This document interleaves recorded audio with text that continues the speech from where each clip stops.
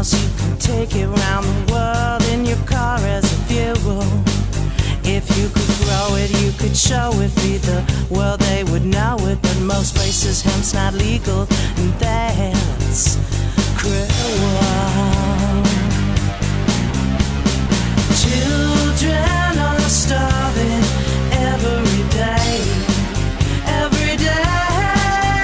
The waters are poison, so the cotton can sway.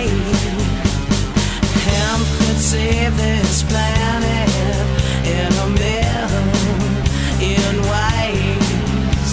But you know everything, you know everything, don't you?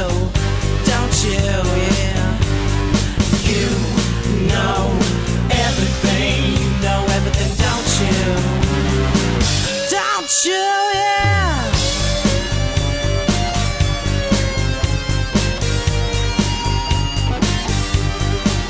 We strip our lungs for paper products so that bleach can burn the earth, and fight resource wars in countries when right here there is a dearth of land that could grow hemp.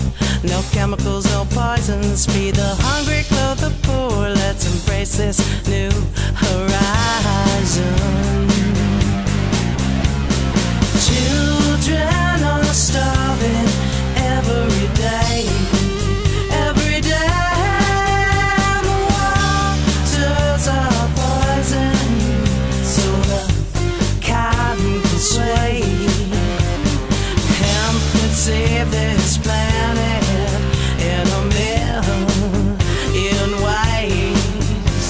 But you know everything, you know everything, don't you? Don't you, yeah.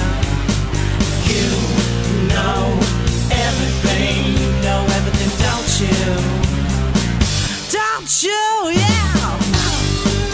Save you, save me, save you, save me.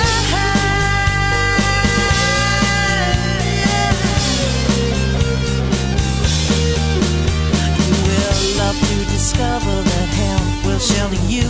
Join the voices that say people have the right to choose. Don't let misguided prejudice bite off your nose, spot your face. Hemp's a righteous gift of nature given to the human race. Children are starving every day, every day. The waters are poison, so the cotton can sway. Hemp could save this planet in a million ways. But you know everything, you know everything, don't you? Don't you?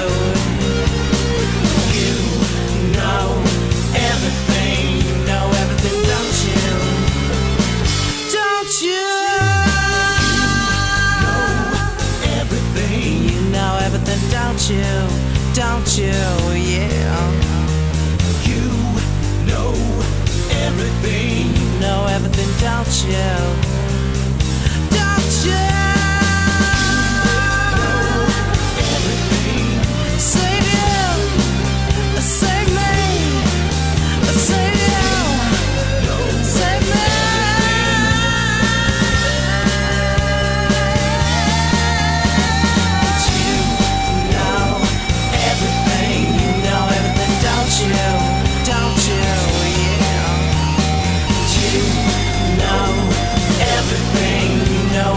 Don't you?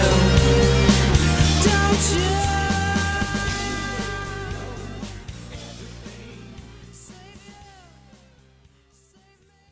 Now, I could take you back to a story that was told many times by my grandmother.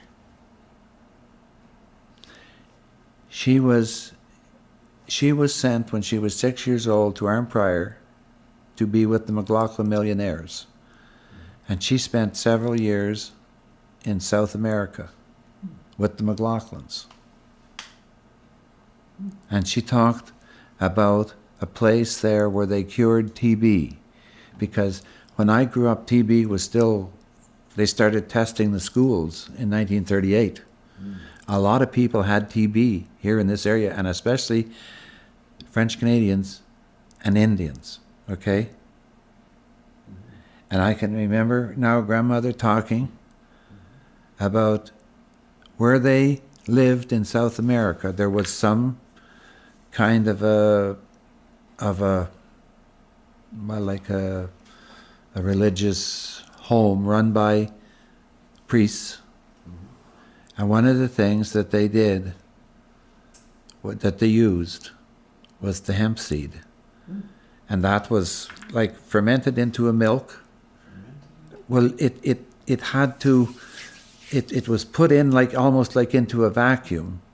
She said sealed off until and water put in, and then you had to drink this milk, okay? But it was so strong that you had to suck it with a straw. Then the pulp of that was taken out. That was dried like a cereal. And you ate that for bulk. And that cured TB. And I can remember because Henry Getz, 1939, he was a school teacher. He was first cousin of my dad's. And he was diagnosed with TB. And I can remember Grandma talking to my dad about it. If they could get this cure, Henry wouldn't have to go to a sanitarium for a couple of years. And my grandmother talked about that all the time.